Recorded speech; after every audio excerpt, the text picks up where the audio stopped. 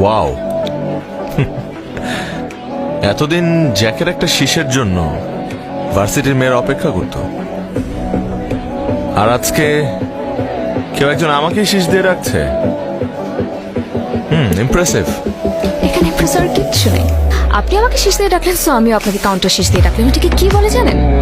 Tit for tat, যেটাকে বাংলায় বলে ইট মারলে পাটকেল খেতে হয়।